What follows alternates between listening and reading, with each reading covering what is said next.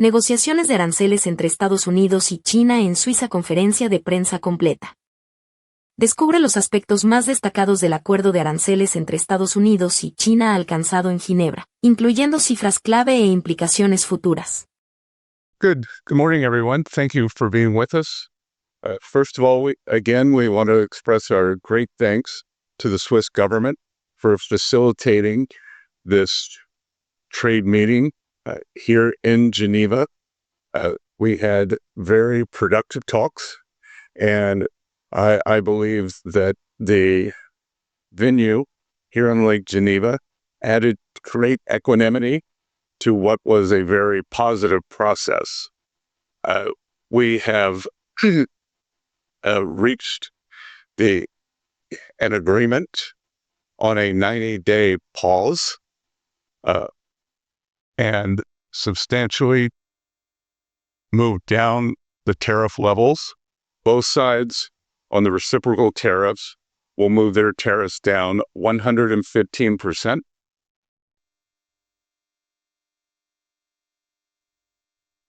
We had very robust discussions.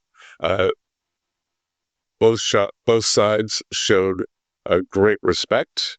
It was a chance for me to meet the Chinese delegation.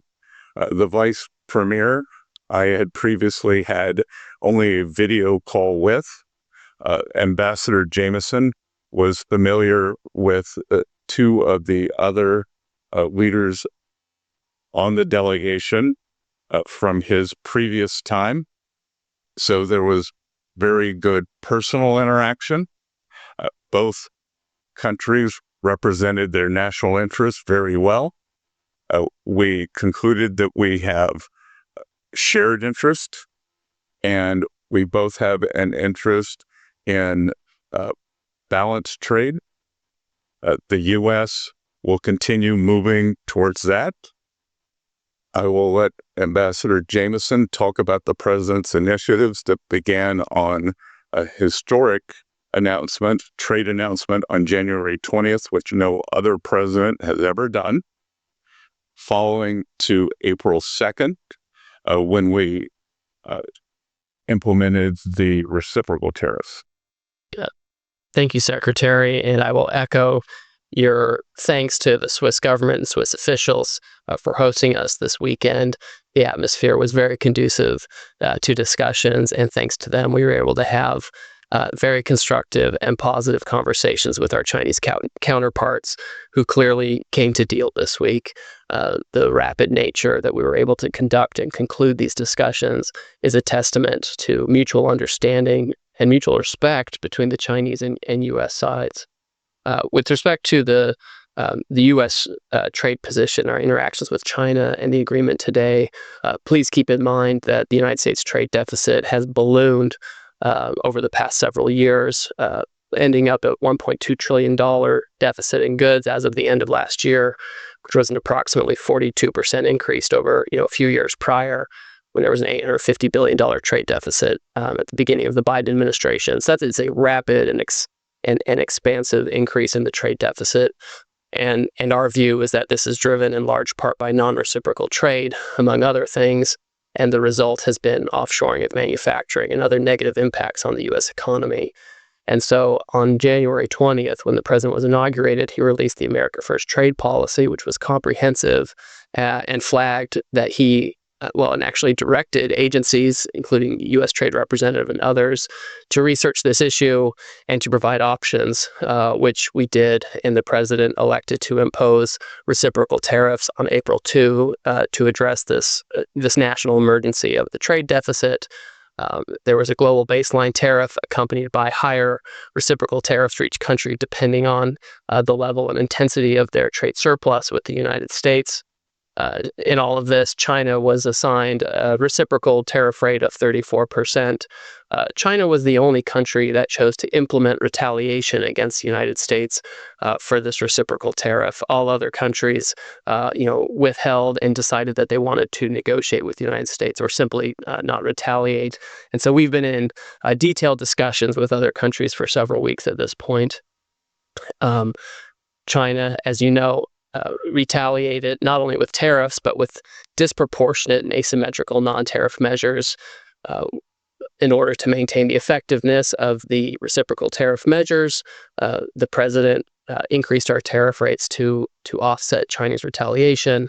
And as you know, this escalated to a point where both sides had added 125% tariffs, and with the Chinese side, additional non-tariff measures amounting to an embargo in some senses on trade, an effective embargo, which of course was not a sustainable practice for either side.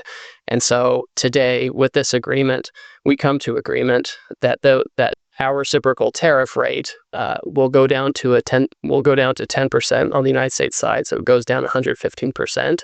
We enter into a 90-day pause period for negotiations, which both the Chinese and the United States are very committed to, and the Chinese on their side also go down 115% to 10%, and they remove the countermeasures that they have in place. To be very clear, other measures that the United States has put in place in the past, whether it's tariff measures from 2018 or since, tariffs under other statutory authorities, tariffs related to fentanyl, those remain unchanged for now to the side. I'll just make one point, is that both the Chinese and the United States agreed to work constructively together on fentanyl, and there's a positive path forward there as well. Okay, great. So let's start with some questions. Well, just if I may make a few final remarks to give you framing and context. I think throughout the trade process, we have had a plan. We have a process in place. And now with the Chinese, after this weekend, we have a mechanism for continued talks. So process, plan, and mechanism.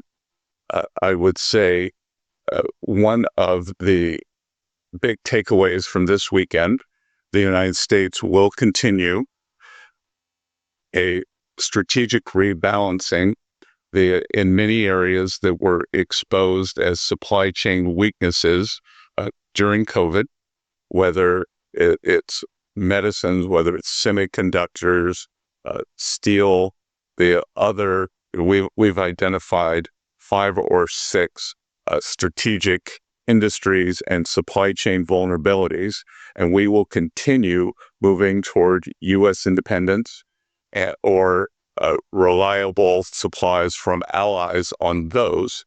But the consensus from both delegations this weekend is neither side wants a decoupling. And what had occurred with these very high tariffs, as Ambassador Greer said, was the equivalent of an embargo, and neither side wants that. We do want trade. We want more balanced trade, and I think that both sides are committed to achieving that. We would like to see China open to more U.S. goods. We expect that as the negotiations proceed, that there will also be the possibility of purchase agreements to pull what is our largest bilateral trade deficit into balance. That has gotten out of balance, and much of this has happened through neglect over the past 4 years, as the previous administration did not engage on this issue. That was put forward to us by the Chinese, in fact, and we can see it in what happened to the Phase 1 agreement. We are only looking forward, and we look forward to very good discussions now that we have the mechanism created in Geneva this weekend for talks. Great. And with that, let's kick off questions. I'll start in the front row. Jenny Leonard, Bloomberg. Thank you so much. Going into these talks, the president posted on Truth Social that he believes that 80% tariff on China seems right. He obviously went down substantially more. How did you end up going to 30%? Was that the president pushing you, or the Chinese not budging before you went down. And then secondly, you have a 90-day pause now, as you have with other countries. What specifically do you want to see in those 90 days? What kind of progress do you want to see in those 90 days and have agreed to not ratchet up the tariffs? Because it is just a pause, right?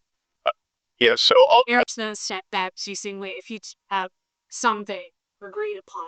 There's substitute. So the Chinese April 2nd number was 34, continues to be 34%. I'll let Ambassador Greer answer the first question. And just like with all our other trading partners, as long as there is good faith effort, engagement, and constructive dialogue, then we will keep moving forward. I would just say, Jenny, with respect to, the president's message and ultimate rates, I mean, everything is a negotiation, right? And the president, he gives the Secretary of the Treasury and I and other members of the cabinet direction and advice on how to proceed. And we ended up at a result that is very good for the United States, very good for China as well. We retain our 10% global baseline tariff, which we have on other countries. We have, in addition to that, previous measures that we've retained, which have been, frankly, effective in reducing the U.S. bilateral trade deficit with China over the past few years. So that leaves us in a very good position all in with respect to measures on Chinese imports, but more importantly, leaves us in a constructive path forward to have a positive conversation with the Chinese on how to rebalance and have more constructive trade. Great. In the back, Associated Press. Hi, I'm G from Associated Press. We just heard Ali talk about 30% tariffs. So just try to understand these numbers here because they're all over the place. We were a 145 to 4, currently a 125 away from the Chinese side. So can you say clearly now, and the fifth question was, right now for the 90-day period, the U.S. tariffs on Chinese goods would be down 30%. Is that correct? So again, this agreement is really about the reciprocal tariff, which was imposed by the United States on April 2nd, and the escalatory steps which followed. Those on each side, the Chinese side and U.S. side, ended up at 125% on each other. The Chinese had additional non-tariff countermeasures. That has all come down by 115% to 10% each. The United States earlier this year imposed 20% related to fentanyl. That still exists. So if you're looking at Trump Term 2, tariffs on China right now effective, it's 30%. There are prior measures which change by product, by sector, by level, etc. You can't really give a specific number on that right now.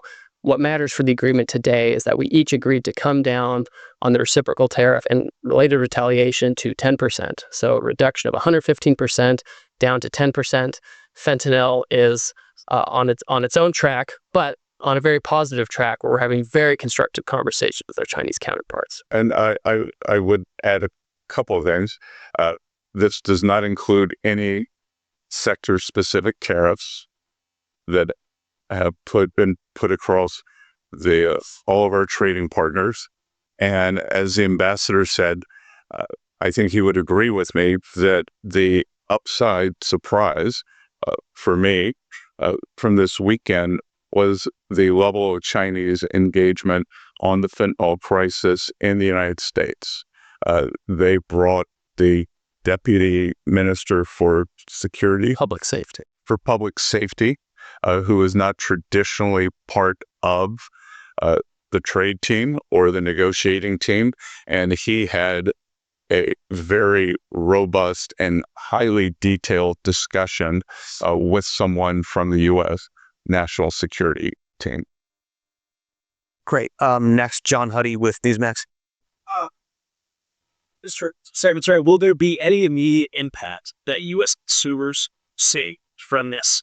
And what was the toughest part of the talks? The Chinese are, notorious for being very difficult negotiators. Was there any moment that you felt the talks could break down? And as far as the fentanyl, sorry, I know there's 3 questions here, but what did the Chinese willing to do in terms of the fentanyl crisis? Did they make any promises or any agreements to combat this? Okay. Well, there's a lot to unpack there. So let me recap that. So you're asking U.S. consumers, the last one was fentanyl, and what was the second question? Toughest part of the negotiation. Well, I'll start there first. Both sides represented their national interest well, but we also concluded that we had shared interest and that neither side was interested in a decoupling. And again, a lot of back and forth on various differences in views on fair trade. We informed them I had a discussion that trade deficits are a result of three things. One, terms of trade. Two, currency.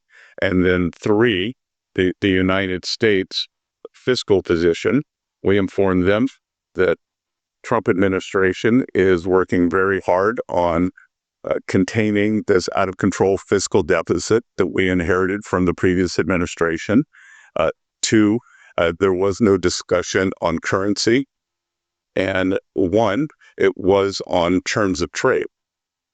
And on fentanyl, again, for the first time, there was engagement between two teams with detailed knowledge. And I think for the first time, the Chinese understood the magnitude of what is happening in the U.S. In 2018, in Buenos Aires, they did a good job of banning the actual fentanyl.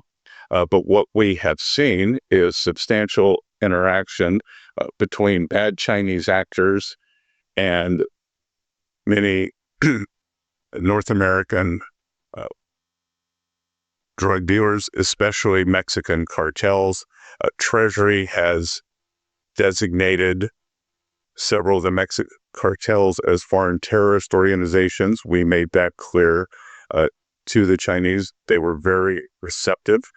As you may or may not know, the Chinese have very draconian measures for the sale of illicit narcotics in China, and we have asked them to be equally as draconian with the people who are poisoning Americans. And let me make a point. Your question about what was the toughest part of the negotiation, I would submit it was actually, in the lead up to the negotiation, trying to repair channels of communication that had atrophied under the last administration, where, our office, for example, the Office of the United States Trade Representative, had almost no substantive discussions with the Chinese side on trade. And although we have significant differences with the Chinese on trade and economics, and we have major complaints, you have to discuss these complaints. You have to have a channel for discussions, and overcoming that was a substantial challenge. And a lot of work went into that over the past several weeks, so that by the time we got here, we were able to be very pragmatic with each other. And to be sure, there were tough things to deal with on, the level of removal, the timing for implementation, managing each side's, domestic politics, et cetera. And I won't go into too much detail, but I would say the toughest part was simply getting to a position where we could, in good faith, both sides work with each other. And once we did, we were able to do this in a couple of days. This is not the first time I've done trade negotiations with the Chinese, and sometimes it can take a very, very long time to overcome misunderstandings. We were able to do that effectively over the past few weeks, which enabled us to be very pragmatic and effective this weekend. And I think we leave with a very good mechanism to avoid the unfortunate escalations as we saw after April 2nd from happening again. What had been very unusual about the relationship was that President Trump, Party Chairman Xi, they have a good relationship, but that the nature of what has happened since April 2nd could have been avoided if we had had this kind of mechanism in place. And I believe it is in place now. I think we leave today with a process that will move forward. And again, great mutual respect for our Chinese counterparts. I believe they showed us the same. Any impacts on U.S. consumers? U.S. consumers see any resulting? Mr. You're the Treasury Secretary, so you're better suited. But I would say on the front end, there's been a lot of talk about impact on consumers that just never really translate to the numbers. Consumption remained high, et cetera. And so I think what we're going to see is that we're going to have our economy continue taking off as we put structure around these negotiations and get global trade into a better place. And as I reiterated last week, the Trump economic plan is 3 pieces: trade, tax, and deregulation. Trade has been implemented first, and that process is occurring. We believe that the tax portion is going very well. Speaker Johnson, Leader Thune, who I am in constant contact with, believes that midsummer that we will pass, as the president likes to call it, his one big beautiful bill, and we believe that that will provide a substantial relief for American households. And then deregulation, a hidden and pernicious tax on American households, is regulation. We believe that the last administration added several $1,000s a year to American families' cost, and that we will be not only cutting those rolling that back, but cutting those substantially. Great, thanks. I think we have time for about maybe 2 or 3 more questions at the most. I'm sorry, ma'am, name and outlet, please. Yeah, it's Incheon folks, BBC. It's very heartening what you're telling us. I'm wondering whether you think it might be a better idea to start this point of negotiation rather than start at the parade some all the global turmoils that caused in the fear, frankly, in some countries around the world.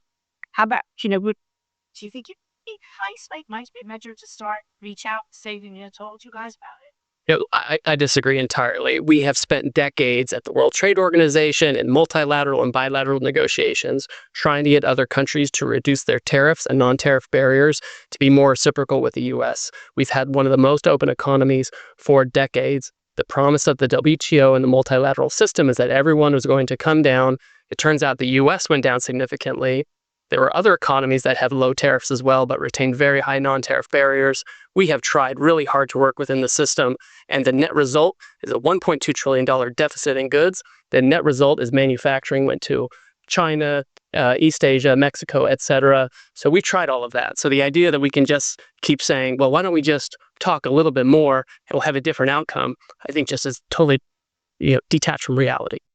And I would add couple of things, that as our 18 important trading partners come to us, many with very good deals, as the UK, who skipped to the front of the line as our oldest ally, as Ambassador Greer and I look at their proposals, again, to lower tariffs, to lower the non-tariff trade barriers. Obviously, UK does not have a currency manipulation problem. And the subsidies for labor and industry, we look at these and I think, how did we get here? How did we get here? And I echo part of what President Trump said, that he doesn't blame the other economies for taking advantage of a fluid, taking advantage of the situation when they were allowed to do it. He blames previous U.S. leaders. So we are just trying to restore a healthy equilibrium that the U.S. economy has become very unbalanced.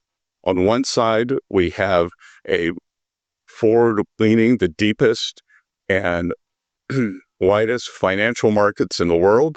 We have financial innovation. We have the tech sector that is the envy in the world. On the other side, we are a natural resources economy led by energy.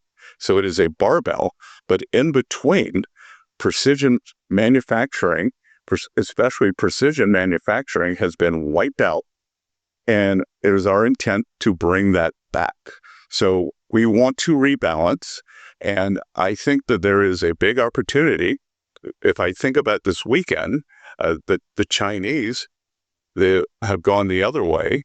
They are unbalanced in terms of overproduction in the manufacturing sector. They have stated, but have not yet rebalanced toward a more consumption-oriented economy. And there is a chance, if we can open up trade to China, have more fair trade toward the U.S., that we could rebalance together. So I reject the notion that business as usual would have worked. Great. And I think this will be our last question as we're just about out of time. Swiss outlet, Urs Gerder with Derville Walsh. Yes, I have a question regard of setting of these very successful talks as we hear. Switzerland has been in the center for international conferences for many decades. In recent times, we've been under tremendous pressure. The ambassador of Joe Biden to Switzerland called Switzerland the hole in the donut. My question is, how high does your administration value reliable Swiss neutrality for conferences or meetings as we just reached this week? Well, I won't speak for the previous ambassador. My neighbor in Charleston, South Carolina, is the ambassador under President Trump, Ambassador Ed McMullen, who was highly respected here. He continues to engage with the Swiss American Foundation, and he has led this administration's effort to re-engage with Switzerland after the past 4 years. So we value the relationship. I believe Switzerland is now one of maybe the sixth largest investor in the U.S., which is incredible for an economy with 9 million people. We hope that Switzerland will bring some of its very robust trade training programs to the U.S. as we re-engage the manufacturing sector, because I believe the U.S. has a lot to learn from Switzerland. And again, the UK and Switzerland have moved to the front of the queue for the trade deals, whereas the EU has been much slower. So we value that also. And I would say, with respect to the negotiating dynamics, and this may not seem important to those not involved in this, but the atmospherics provided by the Swiss government were incredibly conducive to the conclusions we had this weekend. They allowed us to use the grounds of the residence of the Swiss ambassador to the United Nations, which had a very intimate internal rooms, and importantly for us, where a lot of the key negotiations happened, were outside under a large, beautiful tree on a set of patio sofas, frankly, where we had the most important discussions on the most challenging issues.